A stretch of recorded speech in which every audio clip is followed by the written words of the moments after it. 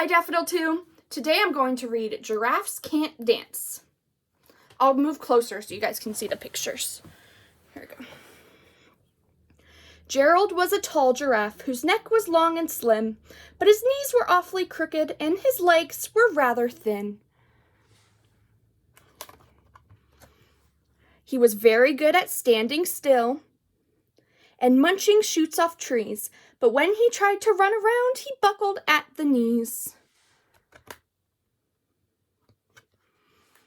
Now, every year in Africa, they hold the jungle dance, where every single animal turns up to skip and prance. And this year, when the day arrived, poor Gerald felt so sad, because when it came to dancing, he was really very bad. The warthogs started waltzing, and the rhinos rock and rolled. The lions danced a tango that was elegant and bold.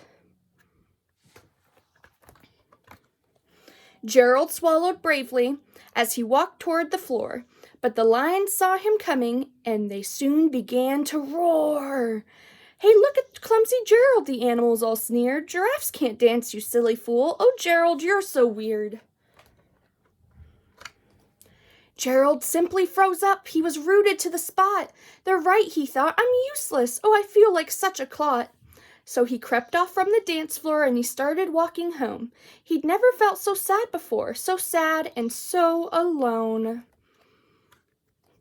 Then he found a little clearing and he looked up at the sky. "The moon can be so beautiful," he whispered with a sigh. "Excuse me," coughed a cricket who'd seen Gerald early on, "but sometimes when you're different, you just need a different song. Listen to the swaying grass and listen to the trees. To me, the sweetest music is those branches in the breeze.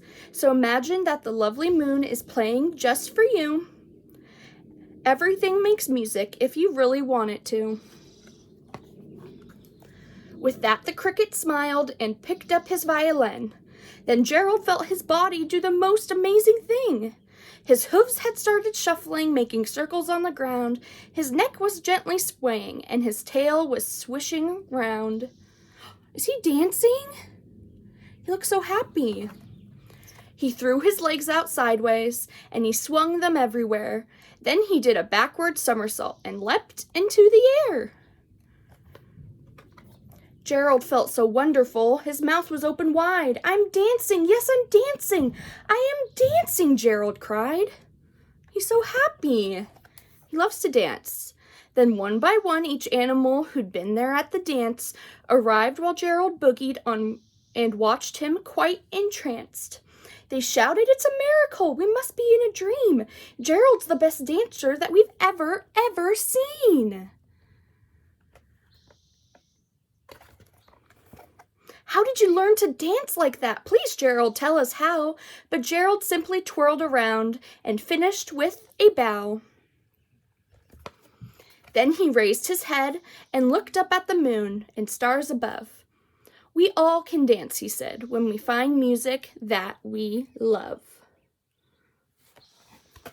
Thank you for reading that book with me today, friends. I really like this one. See you next time.